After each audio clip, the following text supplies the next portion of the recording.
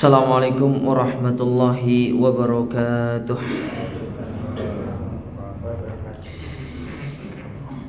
Innal hamdalillah nahmaduhu wa nasta'inuhu wa nastaghfiruh wa na'udzu billahi min shururi anfusina wa min sayyiati a'malina.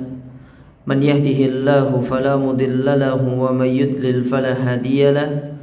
Wa asyhadu an la ilaha illallah wahdahu la syarika lah wa asyhadu anna Muhammadan abduhu wa rasuluh. Amma ba'du, fa inna asdaqal hadithi kitabullah wa khairul huda huda Muhammadin sallallahu alaihi wa ala alihi wa sallam wa syarrul umuri muhdatsatuha fa inna kulla muhdatsatin bid'ah wa kulla bid'atin dhalalah wa kulla dhalalatin finnar. Ma'asyiral muslimin wal muslimat, para jamaah yang semoga senantiasa dirahmati Allah. Alhamdulillah, kita bersyukur kepada Allah Azza wa Jalla. Di kesempatan pagi hari yang berbahagia ini, Allah kembali mempertemukan kita di dalam majlis ilmu kita yang mulia ini, di dalam salah satu taman di antara taman-taman surga yang ada di dunia. Kembali kita akan melanjutkan kajian kita dari kitab At-Tadhkirah fi Ahwalil Mauta wa Umuril Akhirah, yaitu kitab yang berbicara tentang peringatan terhadap perkara-perkara kematian dan juga akhirat, yang ditulis oleh Imam Al-Qurtubi rahimahullahu ta'ala. Pembahasan kita masih pada bab yang keempat, yaitu mengingat kematian dan kehidupan akhirat serta zuhud terhadap dunia. Terakhir kita menyebutkan tentang ungkapan para ulama terkait 4 perkara yang bisa menjadikan hati kita menjadi hati yang lunak, yang sebelumnya berada dalam kondisi hati yang keras. Yang pertama kita sebutkan al-iqla, yaitu kita melepaskan diri dari perbuatan dosa.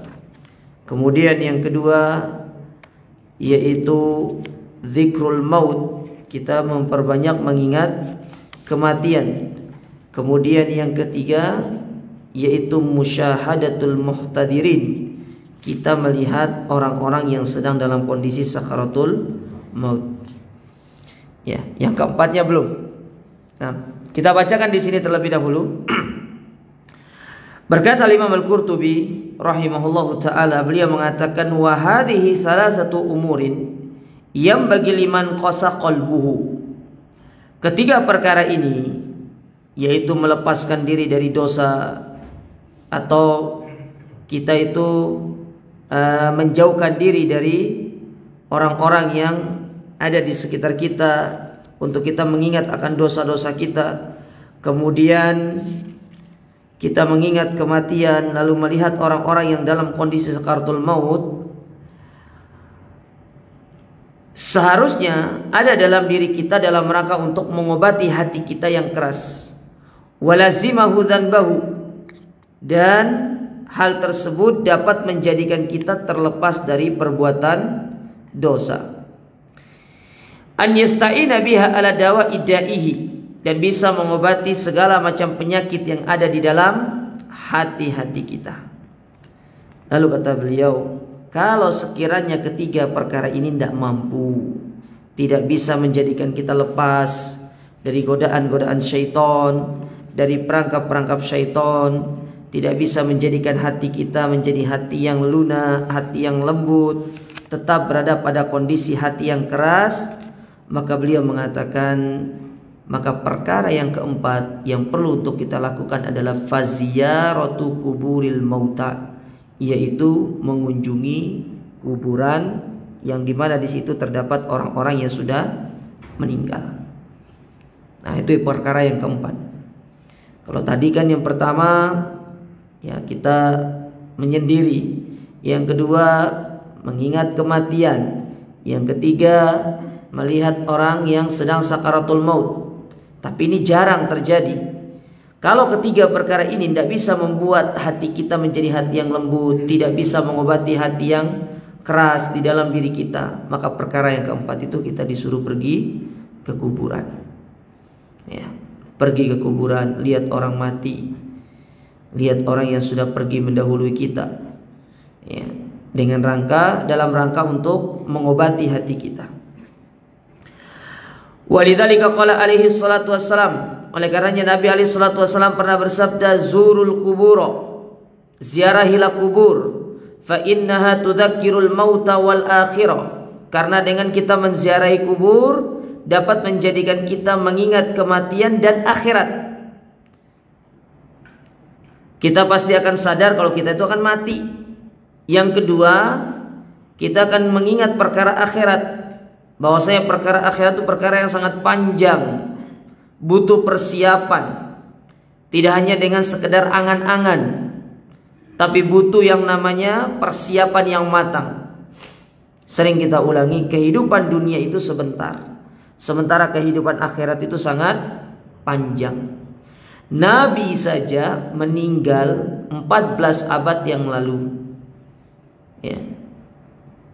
Sampai saat ini tahun 1443 Hijriah. Beliau meninggal tahun 11 Hijriah. Kalau 1443 kurang 11 itu sama dengan 1432. Berarti sudah 1432 tahun Nabi itu menunggu datangnya hari kiamat, dan ternyata belum kiamat. Terus bagaimana dengan orang-orang yang sebelum beliau, yang datang sebelum beliau, seperti Nabi Adam? Udah berapa lama nunggu kiamat itu? Perjalanan yang panjang. Ya, akhirat itu bukan perjalanan yang singkat, tidak kayak kehidupan dunia. Nabi menyebutkan kehidupan dunia itu paling 60-70 tahun. Tapi akhirat, baru permulaan akhirat di dalam kubur saja, Nabi sudah menunggu hari kiamat datang itu sudah 1432 tahun. Tapi belum juga datang. Ya. Kalau kita berbicara Nabi, bekal beliau banyak. Sekarang kita berbicara kita ini. Apa yang kita siapkan? Andaikan kita menempuh perjalanan yang sedemikian panjang. Kita saja kalau di kehidupan dunia jemaah ya, antum mau safar dengan jarak 1000 kilo, pasti antum akan memikirkan ya apa yang antum siapkan. Pertama dari kendaraannya, kemudian bekalnya apa, nanti etapenya di mana, berhentinya di mana.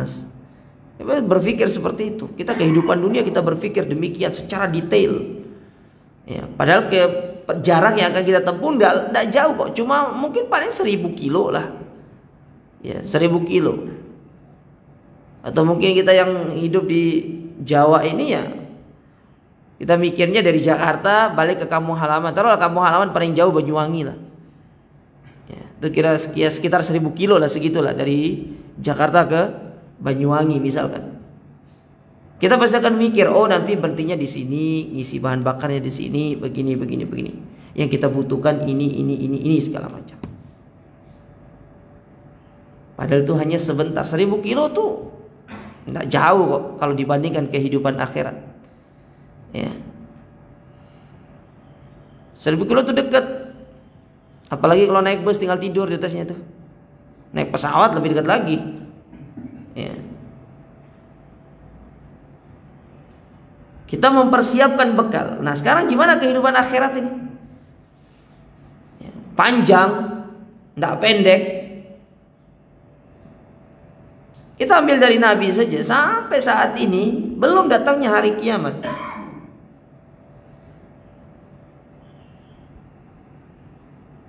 Nah, terus bagaimana dengan kita? Apa bekal kita? Ya. Maka di sini Nabi mengatakan zurul kuburo, ziarahilah kubur.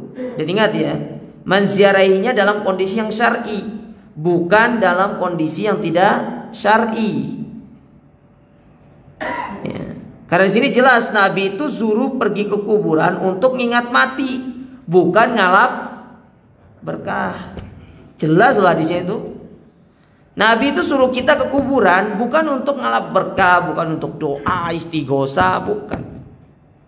Innaka lan tusmi'ul mauta, engkau tidak akan mampu memperdengarkan orang mati. Jangankan itu yang sudah dikubur, yang masih ada di atas muka bumi, antum teriak di sampingnya orang mati itu tidak didengar dia. Nggak cukup teriak dengan apa namanya, dengan mulut kosong ya, ambil toa teriak sampingnya itu tidak akan dengar dia. Terus gimana kok bisa datang ke kuburan, pergi ngalap berkah, pergi istighosah, pergi minta, pergi sampaikan hajat, mereka tidak bisa dengar, tidak bisa ngapa-ngapain mereka. Nabi nyuruh kita kuburan itu untuk ingat mati, bukan meminta. Ingat mati, bukan meminta kepada orang yang sudah mati. Apalagi berdoa kepada orang yang sudah mati. Ya. Menjadikan mereka sebagai perantara untuk menyampaikan hajat kita kepada Allah, tidak akan sampai. Tidak akan sampai. Andaikan itu sampai, tidak mungkin Umar bin Khattab itu meminta pertolongan Abdullah bin Abbas untuk berdoa kepada Allah dikala terjadi pancaklik panjang. Kenapa tidak datang ke kuburan Nabi? Padahal dia hidup di kota Madinah pada waktu itu. Ada logikanya harus main seperti itu sebenarnya. Ya. Kita itu tidak perlu berbicara dalil sebenarnya dalam masalah ini. Secara logika saja harusnya masuk dong seperti itu. Andaikan menyampaikan keinginan kita kepada orang mati itu sampai, tidak mungkin Umar itu, kita mau bilang Umar bodoh gitu, tidak mungkin aja Pak. Umar itu orang yang cerdas. Bahkan Nabi mengatakan, andaikan ada Nabi setelah aku, Umar jadi Nabi. Tapi saking cerdasnya Umar itu, beliau tidak pergi ke kuburan Nabi. Beliau pergi kepada Abdullah bin Abbas, minta kepada Abdullah bin Abbas, ya Abbas, berdoa kepada Allah, ya, minta sama Allah supaya diturunkan hujan. Ada logika, adanya main zaman.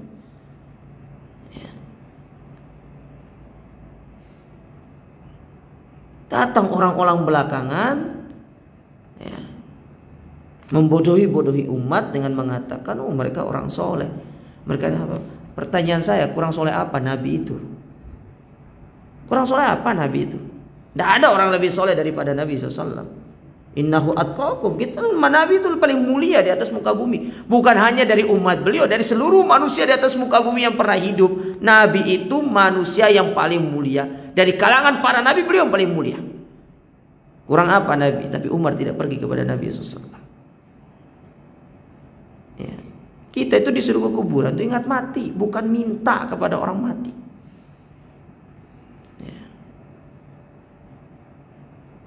Makanya benar kata guru-guru kita itu, sebenarnya bukan perbedaan pendapat yang terjadi di tengah umat ini, tapi perbedaan pendapatan. Ya, pendapatan yang beda. Ya, antum bayangkan antum tutup itu punya bisnis zaman sekarang, banyak orang yang rugi. Iya toh? Banyak orang rugi zaman. Antum lihat. Iya. Banyak orang rugi. Bisnis ini rugi, travelnya rugi. Antum bayangkan, ziarah sekian. Ya yang mantan-mantan kayaknya tahu lah. Gimana? Aja.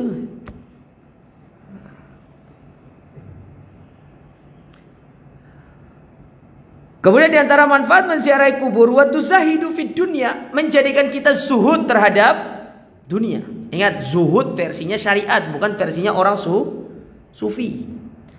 Zuhud versinya orang sufi itu bukan zuhud namanya, hada gulu jemaah, orang sufi itu. Kembali kepada definisi zuhud. Apa sih zuhud itu? Zuhud itu adalah meninggalkan sesuatu yang tidak bermanfaat bagi akhirat. Itu namanya zuhud. Ya. Itu namanya zuhud. Ini yang gak ada kaitannya dengan akhirat ditinggalkan. Kalau orang yang sufi yang sangat ekstrim itu, ya, jangankan meninggalkan itu masih seputar daging apa tuh.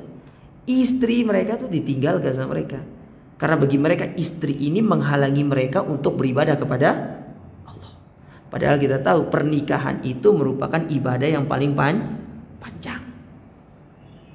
Bahkan Nabi menyebutkan ibadah pernikahan itu adalah setengah dari daripada agama ini. Idza tazawwajal abdu faqad istakmala nisfad din. Orang yang sudah menikah maka dia telah menyempurnakan setengah dari agamanya. Fattaqillahi fi nisfil baqi. maka bertakwalah kepada Allah pada setengah yang lainnya. Lalu mereka mengatasnamakan diri mereka zuhud kepada Allah Ta'ala, tapi dengan meninggalkan pernikahan, sementara pernikahan itu merupakan ibadah dan merupakan setengah daripada agama ini. Nabi pernah menegur sahabat yang secara sombongnya mengatakan, aku tidak akan menikah dan menjauhi wanita. Ditegur sama Nabi, engkau ngomong seperti ini, aku menikah, aku punya istri. Lalu Nabi menutup itu percakapan dengan mengatakan, faman raghiba an sunnati falaysa minni. Orang yang tidak mau mengikuti sunnahku, dia bukan dari golonganku. Maka dari sini kita tahu para ulama mengambil sebuah kesimpulan, menikah itu merupakan sunnah Nabi. Makanya kalau ada orang yang mengaku umat Nabi Muhammad SAW, tapi dia meninggalkan pernikahan bukan dengan udzur syar'i, ini termasuk perbuatan yang jauh dari sunnah Nabi SAW. Karena ada udzur-udzur syar'i yang menyebabkan kita boleh untuk meninggalkan pernikahan. Ya. Karena diajar di antara ulama yang tidak menikah, seperti yang Imam An-Nawawi, beliau tidak menikah. Ya, Imam Ibnu Taimiyah itu tidak menikah. Ya. Tapi mereka punya alasan yang syar'i. Ya, bukan seperti kita tidak menikah, bukan alasan syar'i. Ya. Baik. Kemudian disebutkan di sini, fayam bagi liman azima ala ziyarati an yata'addaba bi adabiha. Maka sudah seyoknya bagi orang-orang yang ingin menziarahi kubur untuk memperhatikan beberapa adab. Jadi ada adabnya. Apa adabnya? Wa yahduru qalbahu atau wa yuhdiru qalbahu fi ityaniha, yaitu seorang yang ingin menziarahi kubur, hendaklah yang pertama kali yang dia tanamkan dalam dirinya itu ikhlas karena Allah. Ya, ikhlas. Karena ziarah kubur ini ibadah. Ziarah kubur itu ibadah. Apalagi dalam rangka untuk mengingat kematian. Hendaklah kita benar-benar ikhlas kepada Allah Ta'ala, mengharapkan manfaat dari kita menziarahi kubur ini. Wala yakunu hadduhu minha at-tawaf 'alal ajdasi faqat. Bukan hanya sekedar keliling kubur, tapi enggak dapat pelajaran. Tapi ketika kita keliling itu kita bisa mengambil pelajaran. Oh, kita kan begini. Oh, ini tempat kita nanti. Kita akan seperti ini. Apa yang bekal yang sudah kita siapkan? Ya, itu yang perlu diperhatikan dalam ziarah kubur itu. Ya, bukan hanya sekedar keliling, pergi lihat. Oh, ini kuburan ini, kuburan ini. Ya. Makanya para ulama mereka menyebutkan kalau menziarahi kubur itu kuburan manapun itu boleh sebenarnya. Tidak harus kuburan orang muslim. Orang kafir pun boleh, kuburan orang kafir pun boleh. Kalau dalam rangka untuk apa? Sekedar ziarah. Ya, sekedar kita untuk menziarahinya. Ya. Misalkan kalau kita lihat ada kuburan orang kafir, kita berhenti untuk melihat dalam rangka untuk oh ya kita akan mati seperti mereka juga. Itu sekedar menziarahi itu boleh. Ya. Tapi yang tidak diperbolehkan itu menguburkan orang Islam di tempat orang, itu yang nggak boleh.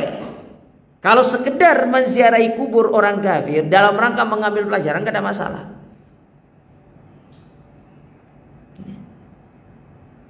Untuk mengingat mati itu tidak ada masalah dan itu diperbolehkan. Ya, dan para ulama mengatakan pendapat yang paling kuat tidak ada masalah. Ya, yang nggak boleh itu kalau ada orang meninggal dari kaum muslimin kemudian dikuburkan di tempat orang kafir. Itu yang nggak boleh. Karena yang tersiksa orang muslimnya. Ya, dia tersiksa mendengarkan azab dari orang-orang kafir yang diazab oleh Allah Ta'ala di dalam kuburannya. Makanya Nabi pernah menyebutkan kepada para sahabat, andaikan kalian tidak saling menguburkan satu dengan yang lainnya, aku akan berdoa kepada Allah supaya Allah itu memperdengarkan bagaimana orang-orang yang ada di dalam kubur itu diazab oleh Allah Subhanahu wa Ta'ala. Tapi karena kita saling menguburkan, maka suara rintihan azab itu dikecualikan dari dua golongan. Yang pertama manusia dan yang kedua para jin. Nggak dengar. Ya, nggak dengar mereka. Tapi kalau makhluk Allah yang lainnya maka mereka diperdengarkan oleh Allah Subhanahu wa Ta'ala.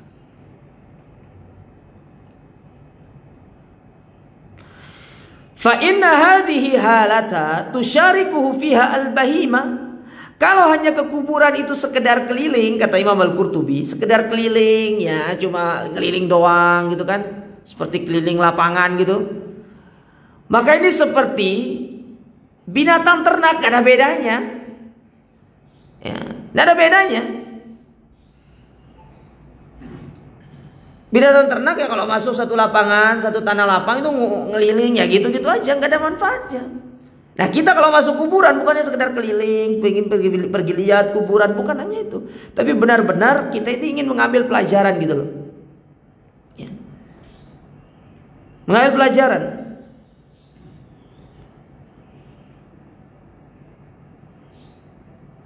Maka bukan hanya sekedar kita keliling, kata beliau. Bal yuqsadu bi ziyaratihi wajhullah wa islahu fasadi qalbihi. Tapi semata-mata kita pergi ke kuburan itu untuk mengingat mati dan untuk mengobati hati kita yang keras. Ya. Untuk hati kita yang keras. Au naf'ul mayyit bima yatlu indahu minal Qur'an, atau memberikan manfaat kepada mayit dengan membaca Al-Qur'an. Nah, ini terjadi khilaf di kalangan para ulama jamaah sekalian ya. Apakah bacaan Quran kepada orang mati itu bisa sampai atau tidak? Ini terjadi khilaf. Kalangan para ulama mengatakan tidak sampai. Sebagian ulama mengatakan sampai. Yang membacanya tapi keluarganya. Ya. Yang membacanya tapi keluarganya. Hadza wallahu a'lam dalam masalah ini. Ya, pendapat yang kami pilih, kalau saya pribadi ya, pendapat yang kami pilih, bacaan Al-Quran itu sampai tapi tidak dibacanya di kuburan. Ya. Artinya ketika keluarga seorang anak membacakan membacakan Al-Quran dan dia niatkan untuk kedua orang tuanya, maka insya Allah pahalanya sampai. Sebagaimana hal ini disebutkan oleh Syekh Muhammad bin Shalih Al-Utsaimin. Karena Al-Quran ini termasuk amalan-amalan yang pahalanya sampai kalau diniatkan oleh anggota keluarganya untuk membacanya. Tapi praktek yang salah di tengah lapangan itu apa? Ada orang meninggal yang dipanggil orang lain untuk membaca Al-Quran di rumah orang mati. Maka ini dikatakan para ulama tidak sampai. Dan ini masuk ke dalam kategori perbuatan bid'ah dalam urusan orang mati. Ya. Nah, ini pendapat yang kami pilih. Jadi sampai, tapi dengan syarat yang membacanya adalah anggota keluarganya, entah itu anaknya gitu kan. Ya. Tapi kalau orang lain yang membacanya, ini para ulama mengatakan dia tidak sampai. Ya, dia tidak sampai. Namun Syekh Muhammad bin Shalih Al-Utsaimin, beliau memberikan sebuah istilahnya sebuah penekanan begini. Tidak harus bacaan Al-Quran itu diniatkan secara khusus kepada keluarga atau kepada orang yang sudah meninggal dari keluarga. Tidak harus. Apalagi kalau itu dia yang meninggal adalah orang tuanya, maka dia masuk ke dalam firman Allah Subhanahu wa taala, wa allaisa lil insani illa ma sa'a. Seseorang tidak akan mendapatkan kebaikan sesuai dengan apa yang telah dia lakukan. Maka anak soleh yang membaca Al-Quran, ya meskipun dia tidak meniatkan kepada orang tuanya, maka secara otomatis pahalanya sampai. Karena anak soleh ini lahir karena usaha orang tuanya. Ya, jadi tidak perlu diniatkan secara khusus itu, insya Allah dia tetap sampai. Ya. Nah, ini yang perlu diperhatikan jamaah sekalian. Ya. Namun di sini Imam Al-Qurtubi menyebutkan, ya beliau lebih condong kepada untuk membacanya di sana. Tapi wallahu a'lam dalam masalah ini sebaiknya kita tidak membaca Al-Quran itu di kuburan. Ya, tidak membaca Al-Quran itu di kuburan. Ya, karena dari para salaf terdahulu tidak menyebutkan bagaimana mereka-mereka itu ketika menziarahi kubur tidak membaca Al-Quran di kuburan. Kalau Al-Quran saja itu tidak dianjurkan untuk dibaca di kuburan, apalagi yang selain daripada Al-Quran. Kan ada istilahnya apa itu? Yasin Fadila gitu kan. Apalagi dibaca itu. Banyak pokoknya. Ada buku-buku doa-doa itu sering dibawa. Ini bagian daripada kemungkaran di dalam masalah menziarahi kubur. Termasuk bawa air, bawa air untuk siram, tempatnya khusus warna kuning gitu kan. Ya, kuning ya warnanya kan. Siram. Ditanya kenapa disiram? Biar kuburannya adem katanya gitu. Biar dingin gitu. Sekalian aja pakai pasang AC gitu kan ya. Ya, yang enggak ada ceritanya. Makanya saya bilang pada pertemuan sebelumnya itu, ini sebenarnya adalah perbuatan-perbuatan yang mereka itu mengambil dari kebiasaan-kebiasaan yang bukan dari Islam. Ya, nabur bunga. Enggak ada cerita nabur bunga itu. Ya. Enggak ada ceritanya. Terus ada satu itu, apa itu yang ditaruh itu? Kadang-kadang ada kendi ditaruh di kuburan gini. Untuk apa itu sudah? Hah? Untuk minum ya? Syukur-syukur nggak ditaruh kopi kayak orang Toraja apa orang-orang itu. Orang Toraja itu kopi ditaruh. Ya. Meskipun ini budaya jemaah sekalian ya, tapi budaya itu tetap harus ditimbang dengan syariat. Tidak bisa budaya itu langsung ditelan mentah-mentah seperti itu, tidak bisa. Harus ditimbang dengan syariat. Islam itu ketika datang bukan berarti Islam itu tidak memperhatikan adat yang berlaku. Bahkan ada adat-adat yang ada di tengah-tengah orang Arab itu bahkan dijadikan sebagai bagian dari syariat. Mana contohnya memuliakan tamu, itu kebiasaan orang Arab dulu. Orang Arab dahulu punya kebiasaan kalau ada tamu datang gak ditanya 3 hari, dijamu saja. Setelah 3 hari baru ditanya, kamu mau kesini mau ngapain? Baru dijelaskan, oh saya ingin begini. Makanya ketika ada salah seorang sahabat ingin beli kuda dari sahabat yang lainnya, dia pergi bertamu 3 hari dijamu. Ya, nah si pemilik rumah ini Sohibul Bait, dia nggak punya apa-apa untuk jamu tamunya. Akhirnya apa? Disembelih kuda untuk jamu tamunya. Setelah 3 hari ditanya sama Sohibul Bait, kamu kesini ngapain? Aku mau beli kudamu. Lah yang kamu makan setiap hari itu apa? Pulang dia jadi. Jadi nggak ditanya. Ya. Nah itu dimasukkan ke dalam syariat, dijadikan sebagai bagian syariat. Dalam hadis Muslim Nabi bersabda, "Man kana yu'minu billahi wal yawmil akhir falyukrim dhaifahu." Orang yang beriman kepada Allah dan hari akhir, maka hendaklah dia memuliakan dimasukkan menjadi bagian syariat. Ini budayanya orang Arab dimasukkan ke dalam agama Islam karena dilihat baik. Nah sekarang kan tidak mungkin budaya itu dimasukkan ke dalam syariat untuk dilegalkan, tidak bisa.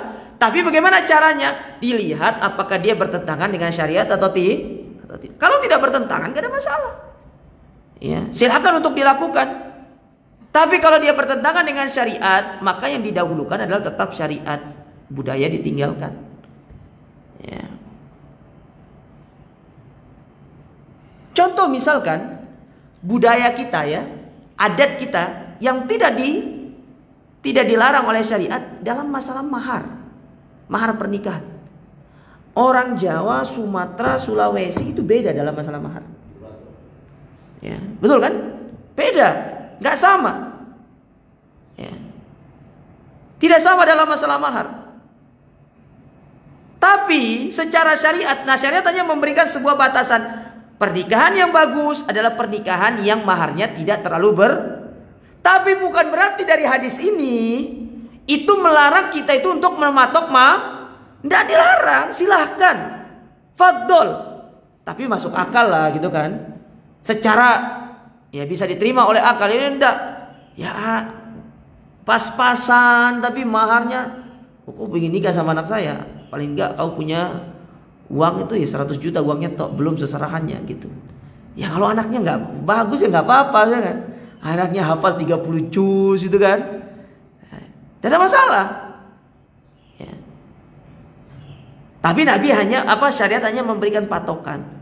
Oh mahar itu pernikahan itu yang semakin bagus adalah yang semakin dimudahkan maharnya.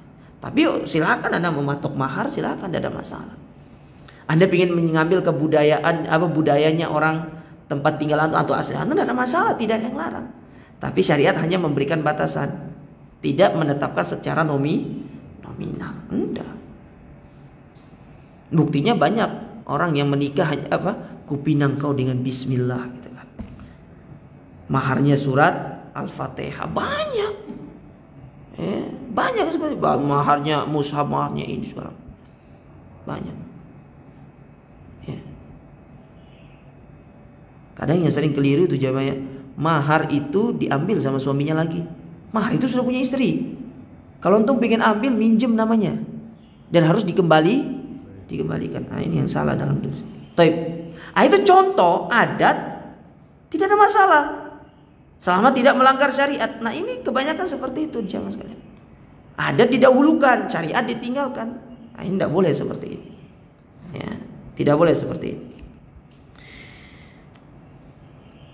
Jadi masalah membaca Al-Quran bagi mayit itu terjadi khilaf. Ya. Namun pendapat yang lebih berhati-hati, maka tidak perlu dia membacanya di kuburan, nggak perlu. Ya. Dan tidak perlu secara niat khusus. Tapi kalau dia mau meniatkan secara khusus, maka tidak ada masalah. Tidak ada masalah. Wa yajtanibul masya alal maqabir. Dan hendaklah orang yang pergi ke kuburan itu, dia tidak berjalan-jalan menginjak kuburan, tapi berjalan melewati apa istilahnya itu? Lorong-lorong itu loh. Nah, ini ya kuburan jadi injak sama dia. Dan ada satu adab yang mulai dilupakan sekarang orang masuk kuburan itu, melepasan. Ini kalau kuburannya bagus ya mah. Ini kalau kuburannya dijadikan tempat buang sampah ya beda perkara. Beling banyak. Antum ingin mengamalkan sunnah, tapi satu sisi ingin memudaratkan diri antum. Maka di sini berlaku darul mafasid muqaddamu ala jalbil masoleh. Kalau kuburannya itu tidak bersih, banyak beling-belingnya, antum tidak perlu melepas sandal. Tapi kalau kuburannya bersih, bagus, dirawat ini tuh bukan berarti dibangun ya. Dirawat itu tuh bukan berarti harus ditembok, di semen, bukan seperti itu. Maksudnya dirawat itu ya kuburannya bersih. Jadi kalau orang pergi ke kuburan itu tidak menyakiti dirinya, bahkan bisa mengamalkan sunnah dari sisi melepas sandal. Ah, ini sering dilupakan nih, melepas sandal ketika masuk ke kuburan. Ya. Padahal sunnahnya itu ketika masuk kuburan harus melepaskan sandal, itu sunnah. Sunnah yang mulai ditinggalkan oleh kaum muslimin. Ya. Dan salah satu sebab kenapa sunnah itu mulai ditinggalkan, karena kuburan itu dijadikan sebagai tempat untuk membuang sampah. Bahkan yang lebih ekstrim, kuburan dijadikan tempat dangdutan sekarang itu. Ya. Dijadikan tempat dangdutan. Ditanya kenapa dangdutan di kuburan? Menghibur orang-orang mati katanya. Ya, orang mati mau dihibur ya. Orang mati mau dihibur dengan dangdutan.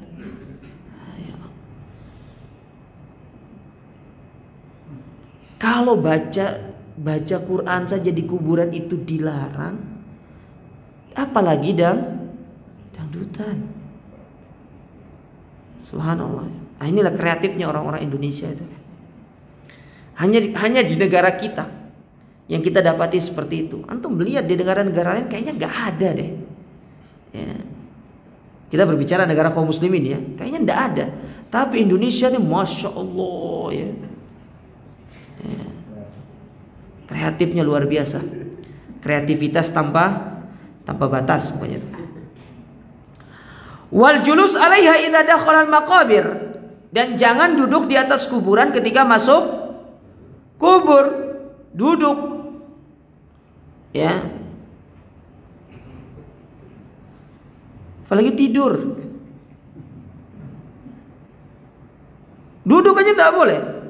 Wa yusallim idza dakhala al-maqabir, dan hendaklah orang yang masuk ke kuburan itu mengucapkan salam. Wa yukhatibuhum khitabal hadirin, dan menyampaikan kabar kepada mereka.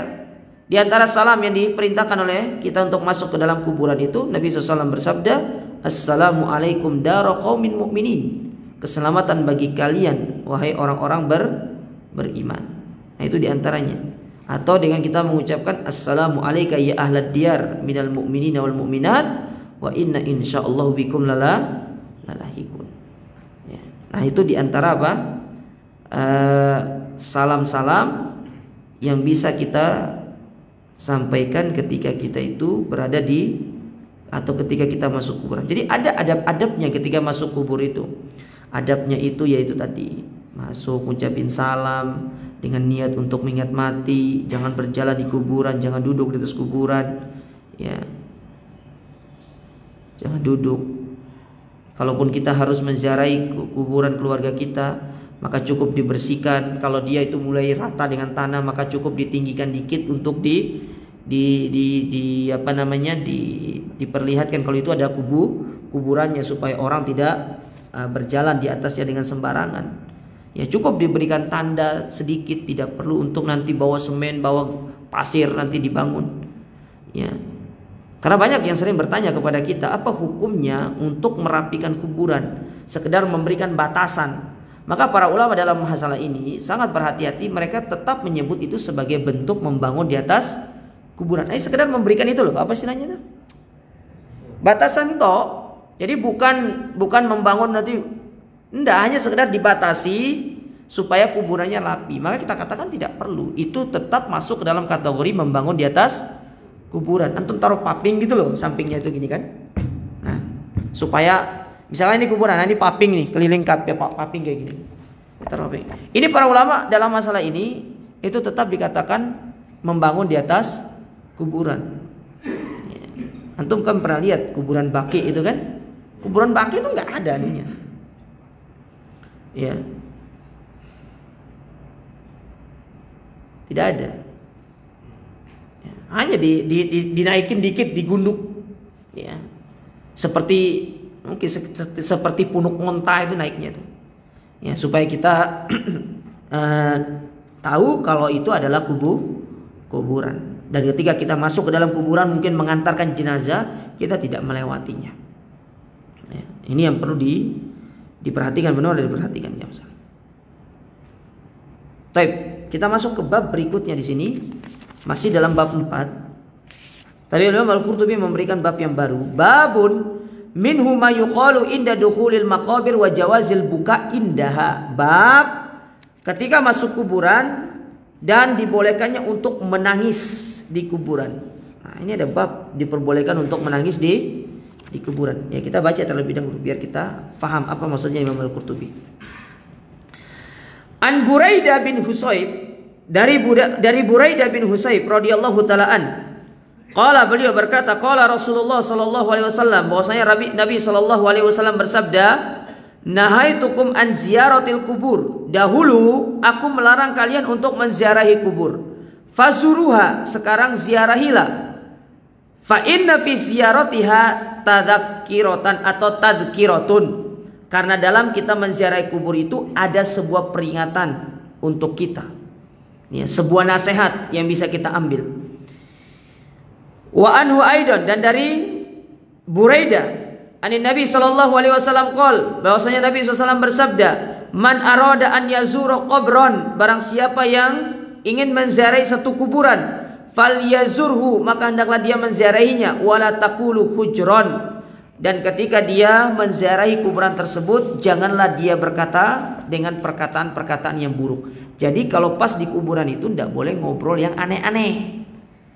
Ya, karena tujuan kita ke kuburan itu, ingat, apalagi ke kuburan itu pas lagi ngantar itu jangan ngobrol bisnis di sana itu.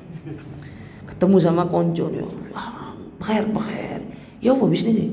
Iki orang lagi dikubur ki. Yang sih ngomong bisnis. Ya, lagi dikubur. Ya. Para sahabat ketika bersama Nabi untuk pergi mengubur sahabat yang lain, mereka tidak ngomong sama sekali.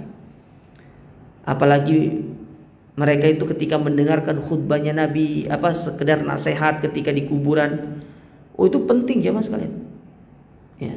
Karena kapan lagi kita itu akan bisa menjadikan hati ini menjadi hati yang lembut kalau kita tidak pergi ke kuburan seperti itu. Ya. Makanya di antara manfaat kenapa kita disuruh untuk mengikuti jenazah saudara kita, supaya kita itu sadar. Ya, sekarang hari ini kita gotong dia, besok kita yang akan digotong. Kita yang akan digotong. Ya. Selain pahalanya besar, manfaatnya juga besar. Ya. Kita akan digotong. Kita akan diletakkan seperti mereka diletakkan di dalam kuburannya. Makanya Umar bin Khattab radhiyallahu taala ya, beliau menangis ketika mendengarkan kabar-kabar terkait masalah kematian. Beliau mengatakan, hari ini kita tuh saling berkabar, ada fulan meninggal dunia, fulan meninggal dunia. Akan tiba saatnya kalian itu akan saling berkabar, Umar meninggal dunia. Sekarang kita saling WA di grup, ada kabar duka, telah meninggal dunia fulan bin fulan, fulana bintu fulan. Besok itu akan ada kabar di grup WA, di WA itu nama kita yang akan disebutkan telah meninggal dunia. Dan itu pasti. Qul innal mautal ladzi tafirruna minhu fa innahu mulaqikum. Katakanlah itulah kematian yang kalian lari darinya, mencoba untuk lari, tapi ternyata kematian itu justru datang mendekati kalian. Ya, tinggal kesiapannya atau tidak. Baik. Kemudian dari Aisyah radhiyallahu taala anha, beliau berkata, "Qultu ya Rasulullah," aku berkata kepada Rasul sallallahu alaihi wasallam, "Kaifa aqulu idza dakhaltul maqabir?" Apa yang aku katakan ketika aku masuk ke dalam kuburan? Ya, masuk ke area kuburan. Quli, katakanlah, "Assalamu ala ahlad diyar." Assalamu ala ahli diyar minal mu'minina wal muslimin. Keselamatan bagi ya penghuni kuburan ini dari kalangan orang-orang yang beriman maupun orang-orang muslim. Wa yarhamuhullahul mustaqdimina minna wal mutaakhirin. Dan semoga Allah merahmati orang-orang yang telah mendahului kami dan yang akan datang setelahnya. Wa inna insyaallahu bikum lahikun. Dan sesungguhnya insyaallah kita akan berjumpa. Mungkin kita tidak berjumpa di kuburan, tapi kita akan berjumpa di padang mahsyar. Kita akan bertemu. Ya. Kita akan bertemu di padang mahsyar, prahara padang mahsyar. Nanti akan disebutkan, nanti bab-bab prahara padang mahsyar di sini akan ada nih. Bagaimana padang mahsyar itu, bagaimana kondisi manusia di padang mahsyar. Kita di dunia saling cinta sama anak, sama istri, ketemu di akhirat pas dikumpulkan padang mahsyar. Oh, enti sopo pergi dulu. Sekarang di dunia itu masya Allah kita, tapi di akhirat enggak. Ketika di padang mahsyar loh ya, enggak seperti itu. Ya. Istri menjauhi suaminya, suami menjauhi istrinya, anak menjauhi orang tua menjauhi anaknya. Enggak ada istilahnya ahlan, bakhair. Ya apa rasanya mati duluan? Enggak ada kayak gitu. Ya. Yang ada ketika dibangkitkan semua, kita akan saling menjauhi satu dengan yang lain. Sama-sama memikirkan tentang keselamatan diri pribadi. Nah, di situ kita akan melihat betapa egoisnya kita sebagai manusia. Enggak peduli kita dengan yang lainnya. Egois kita. Saking egoisnya kita rela menuntut orang lain demi keselamatan kita. Itu kita di situ. Egois manusia di situ. Ya. Karena memang nggak ada apa lagi yang bisa kita lakukan. Kita mau memperbanyak amal sudah tutup. Tidak ada lagi kesempatan untuk memperbaiki amal. Yang ada adalah untuk kita mempertanggungjawabkan amal perbuatan kita. Maka di situ kita mulai berpikir tuh bagaimana kita ini harus selamat meskipun harus mengorbankan orang lain. Ya kan dalam hadis Muflis itu, dalam hadis riwayat Muslim dari sahabat Abu Sa'id Al-Khudri, ketika Nabi menyebutkan orang-orang yang bangkrut, orang yang datang di hari kiamat pahala puasa, sholat, zakat, semua pahala dia bawa. Tapi ternyata pahala yang dia kumpulkan itu dibagikan kepada orang. Disebabkan karena orang itu terzolimi karena perbuatannya. Dan orang yang dizolimi menuntut balas. Dia pernah zolimi aku minta pahalanya. Dia butuh kepada pahala itu soalnya untuk mendongkrak pahala dia supaya dia bisa masuk ke dalam surga. Egoisnya manusia pada saat itu. Sangat egois. Ya. Nah, sebelum hal itu terjadi, kita menutup pintu untuk kita saling menghujat satu yang lain. Kita menutup pintu sebelum kita saling mengadili satu dengan yang lainnya. Kita punya kezaliman sama orang di dunia, kita tebus di dunia. Sama istri, sama anak kita, jangan hanya kita saling mencintai selama di dunia, tapi bagaimana kecintaan kita kepada mereka itu bermanfaat sampai akhirat. Itulah yang sering diistilahkan oleh para ulama itu masuk surga bersama-sama.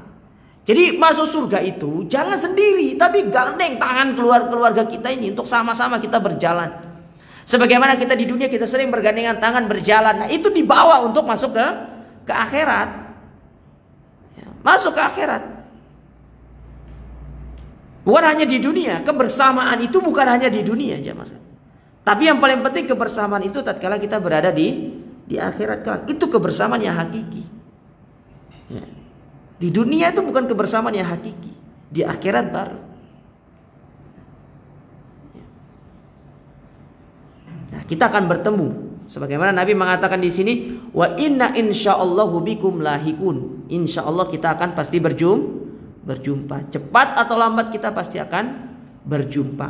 Dan itu nanti akan terjadi di padang mahsyar. Ya, di padang mahsyar. Di padang di mana ketika kita akan dikumpulkan panas terik. Ya, matahari dekat dari kepala. Ya, keringat bercucuran. Semua manusia kepayahan. Semua manusia butuh kepada yang namanya pertolongan Allah Ta'ala. Membutuhkan kepada syafaat Nabi SAW. Nah, itu di hari itu. Ya, betapa lelahnya hari itu. Capek kita di hari itu. Ya, sangat lelah. Ya, orang-orang yang beriman saja lelah pada hari itu, apalagi orang yang tidak beriman, lebih lelah lagi mereka. Ya, dihukum oleh Allah Subhanahu wa Ta'ala. Wazada fi hadis Buraidah, dan ditambahkan di dalam hadis Buraidah lafaz yang lain, yaitu as'alullaha lana walakum al-afiyah, dan kami meminta kepada Allah untuk kami dan kepada kalian al-afiyah. Al-afiyah itu yaitu apa? Keselamatan bagi kita dan juga bagi kalian. Ya. Wa fi sahihaini annahu alaihi salam marra bi imra'atin. Di dalam sahihain bahwasanya Nabi alaihi salatu wasallam pernah melewati seorang wanita, tabki, dia nangis, inda qabri laha, di sisi kuburan suaminya. Faqala laha, maka Nabi berkata kepada orang ini, kepada wanita ini, ittaqillah, bertakwalah engkau kepada Allah, wasbiri, dan bersabarlah. Ya. Karena dia menangis di kuburan suaminya, disuruh bersabar sama Nabi sallallahu alaihi wasallam. Ya. Ini sebenarnya agak panjang ya. Intinya bab ini itu bab yang berkaitan dengan ini. Yang ingin disampaikan oleh Imam Al-Qurtubi, itu diperbolehkannya seseorang itu menangis di kuburan. Boleh. Bagi wanita boleh, tapi dengan syarat tidak ada yang melihatnya dari kalangan laki-laki. Kan pada pertemuan sebelumnya saya sudah sampaikan bahwasanya terjadi khilaf di kalangan para ulama, apakah seorang wanita boleh menziarahi kubur atau tidak. Jawabannya kan boleh, tapi dengan syarat. Satu, tidak keluar dalam kondisi dia itu berhias, memakai parfum segala macam. Mau pergi ke kuburan kok pakai parfum, bawa tas mahal, nggak perlu. Yang namanya untuk ingat mati. Nah, yang kedua, ketika dia pergi ke kuburan itu, dia tidak ikhtilat, bercampur baur dengan laki-laki. Ya, tidak ada laki-laki yang memperhatikan dia. Itu diperbolehkan selama ini bisa dia jaga, diperbolehkan untuk menziarahi kubur. Ya, namun satu hal yang perlu untuk diperhatikan, jangan sampai dia di sana itu sifatnya niyaha. Apa niyaha itu? Mengingat-ingat kembali masa-masa yang telah berlalu, sehingga menjadikan dia itu akan menangis dengan senangis-nangisnya. Tapi secara umum seseorang itu boleh untuk dia menangis di kuburannya, dia bersedih, ya, dia mengingat. Tapi jangan sampai itu menjadikan dia terlena di dalam perasaan tersebut. Sekedar nangis di situ nggak apa-apa, tapi setelah keluar di kuburan itu sudah dilupakan saja. Ya. Dilupakan saja. Akan tetapi terkadang kita dapati wanita itu tidak bisa menahan dirinya, jemaah sekalian, ketika dia berada di kuburan. Karena sifat perempuan itu, ya memang dia secara secara tabiat dia itu bukan mengedepankan logika, tapi mengedepankan perasaannya. Ya. Oleh karenanya Al-Imam Al-Qurtubi di sini beliau lebih condong kepada pendapat yang bolehnya seorang wanita itu menangis di kuburan. Tapi sebenarnya pendapat yang paling kuat dalam masalah ini, seorang wanita itu sebaiknya tidak usah menangis di kuburan, karena itu akan menjadikan dia terjatuh ke dalam an-niyaha, yaitu mengingat-ingat kembali masa-masa yang telah berlalu bersama orang-orang yang dia cintai yang telah pergi meninggalkan dia. Ya. Jadi ala kulli hal, dari bab ini bahwasanya seorang wanita itu boleh pergi menziarahi kubur sebagai penguat dari pertemuan yang sebelumnya, tapi dengan catatan dia bisa menjaga diri dari ikhtilat. Kemudian ketika dia pergi menziarahi kubur itu tidak menghiasi dirinya, tidak berhias, baik itu dengan menggunakan parfum atau yang semisalnya. Dia boleh pergi untuk menziarahi kubur dalam rangka untuk mengingat kematian, dan jangan sampai dia menangis di kuburan tersebut. Dan tetap memperhatikan adab-adab bagi seorang wanita ketika dia masuk ke dalam kuburan. Perhatikan adab-adabnya. Tapi kalau dia misalkan tidak bisa menjamin dirinya itu memenuhi syarat-syarat tersebut, maka dalam hal ini ziarah kubur belum berlaku bagi seorang wanita. Entah di kuburan itu masih campur baur, karena kan di negara kita ini tidak ada jam kunjung yang berbeda antara laki-laki dan perempuan. Berbeda seperti di negara-negara yang lain, seperti misalkan di Arab Saudi itu kan ada jam kunjungnya, perempuan jam sekian, laki-laki jam sekian. Kalau kita tidak, bebas saja, mau datang kapanpun bebas. Mau laki-laki wanita, bebas.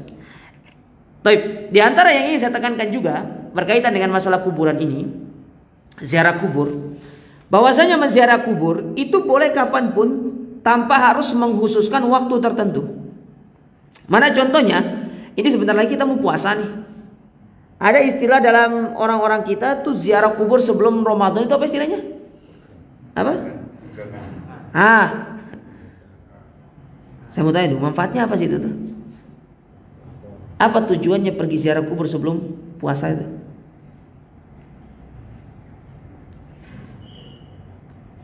Ada sebelum puasa, ada sebelum lebaran, ada setelah lebaran. 3 lah itu.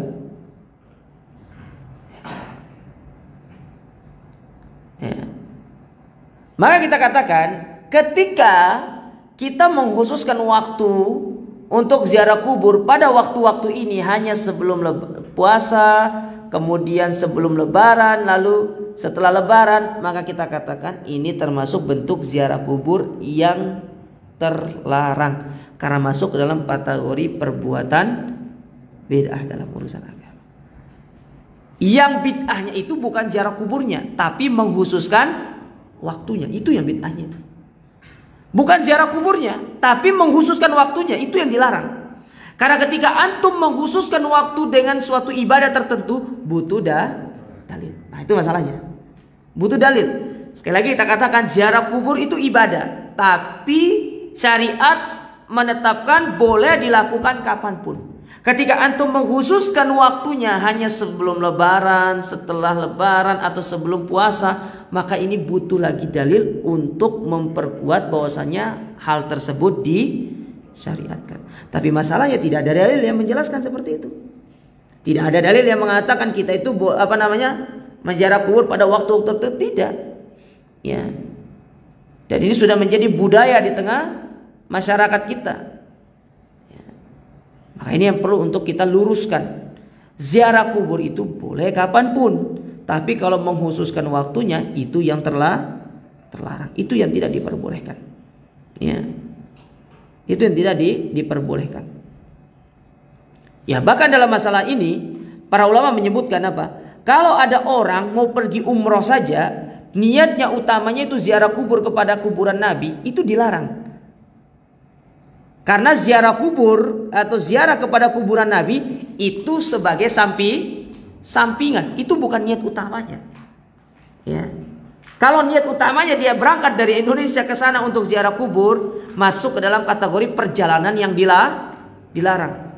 Tapi kalau sampai sana antum niat dari awal dari Indonesia pergi ke sana untuk umroh, untuk haji, lalu sampai sana kita berkunjung kepada kuburan Nabi sebagai sampingannya, maka itu tidak dilarang dan itu tidak ada masalah. Nah, ini yang perlu dipahami jamaah sekalian. Kadang-kadang kita ini suka keliru. Niatnya itu bukan untuk pergi umroh atau haji, tapi pergi apa? Ziarah kubur Nabi. Secara khusus tidak boleh. Tapi kalau sebagai sampingan maka tidak ada masalah. Tapi ini yang perlu dipahami berkaitan dengan ziarah kubur dan juga adab-adab yang berkaitan dengan ziarah kubur. Tapi insya Allah kita lanjutkan pada pertemuan berikutnya. Nanti kita masuk ke bab yang kelima, bab yang berkaitan dengan al-mu'min yamutu bi'irkil jabin. Bahwasanya tanda seorang mukmin itu mati dalam kondisi baik ketika keningnya itu berkeringat, ada keringatnya. Ya, itu di antara tanda-tanda seorang mukmin meninggal dalam kondisi yang baik. Baik, sampai di sini yang bisa kami sampaikan. Yang ingin bertanya, kami persilakan. Monggo, Pak. Demi masa, sesungguhnya manusia dalam kesedihan, kecuali orang yang beriman dan beramal soleh dan melaksanakan yang hak, melaksanakan usaha. Mohon diterangkan. Ya, iki satu kajian mana ya gitu? Ya, ini berkaitan dengan tafsir surat Al-Asr. Ya, tafsir surat Al-Asr secara umum, secara ringkas ya, tafsir surat Al-Asr itu menyebutkan tentang bahwasanya hukum asal manusia itu di atas muka bumi ini merugi. Ya, merugi. Tapi ada orang-orang yang Allah kecualikan dari kerugian tersebut. Kita kembali kepada kita tarik dulu. Kenapa orang yang hidup di atas muka bumi ini dikatakan merugi? Karena secara umum dunia ini di sisi Allah itu dilaknat. Kata Nabi SAW, al dunya mal'unun. Ya, ad-dunya mal'unatun wa mal'unun ma fiha.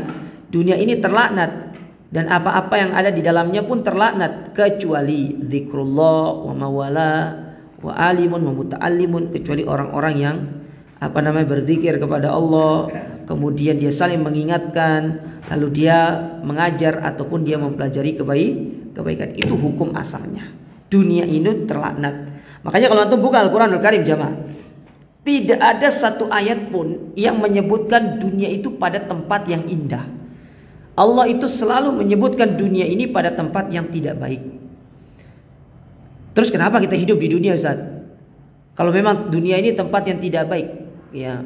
Allah menciptakan dunia ini sebagai satu tempat untuk kita mengumpulkan bekal. Yang kedua sebagai tempat ujian untuk orang-orang beriman. Makanya dunia itu disebut dengan darul ibtila bagi orang beriman, sebagai tempatnya diuji.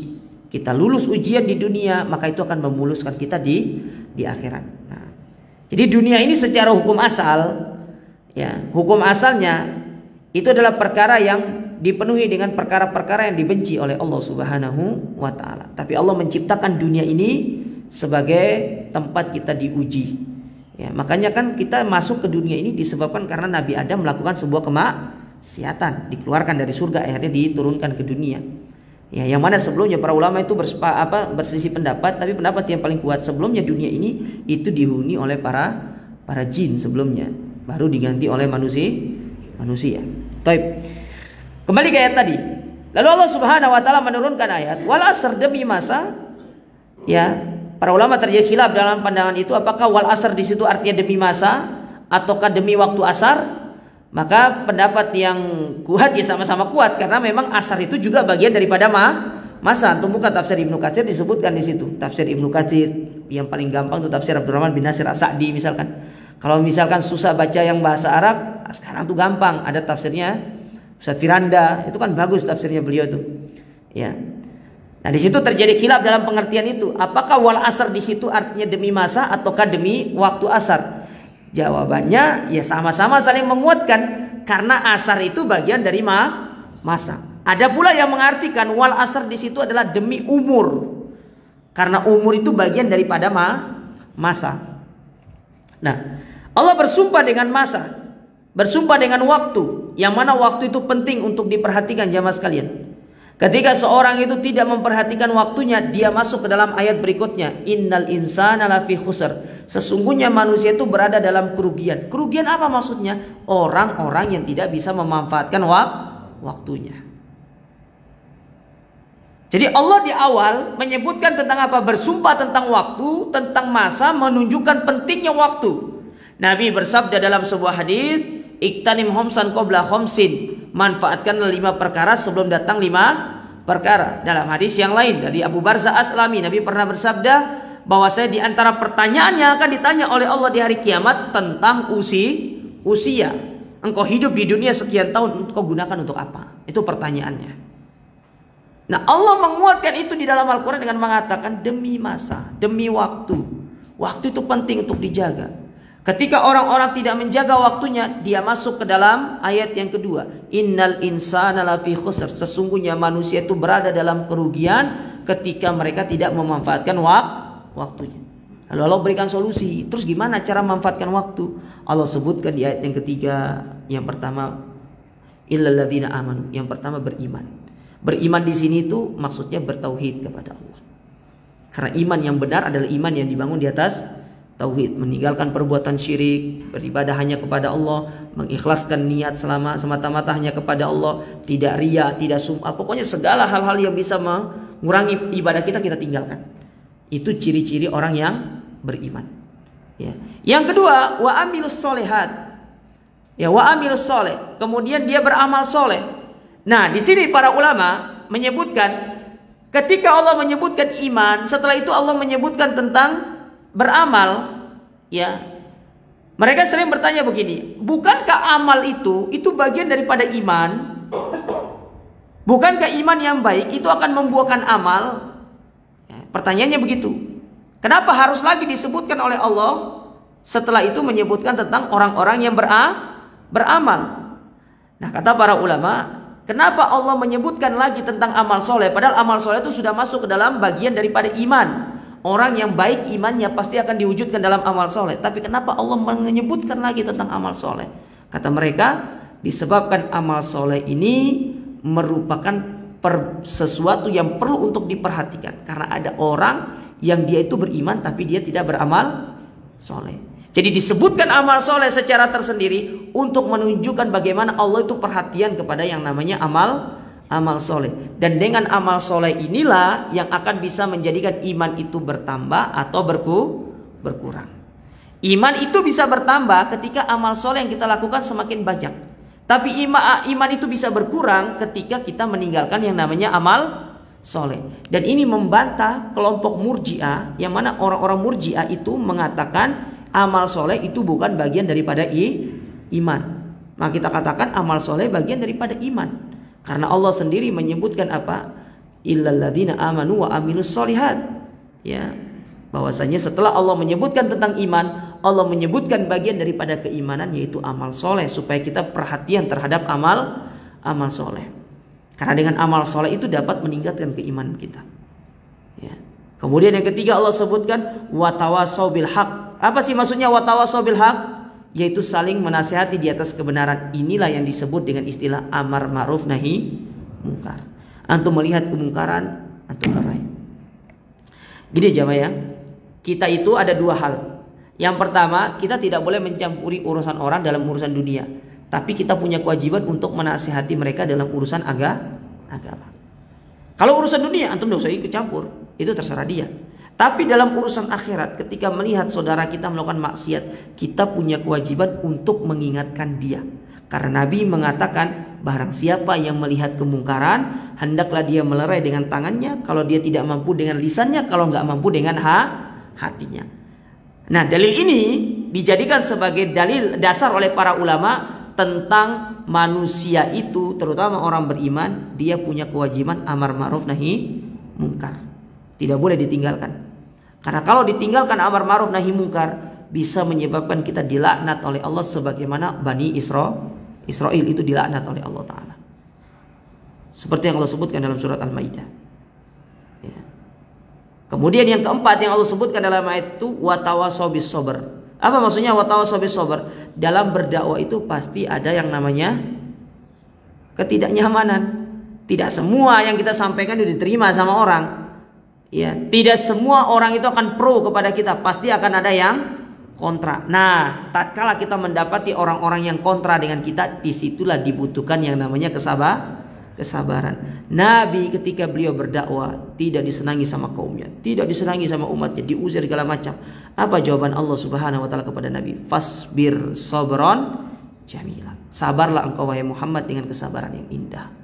Jadi disuruh untuk bersabar di dalam menerima segala perlakuan buruk ketika kita menyampaikan kebenaran kepada manusia, terutama dari keluarga.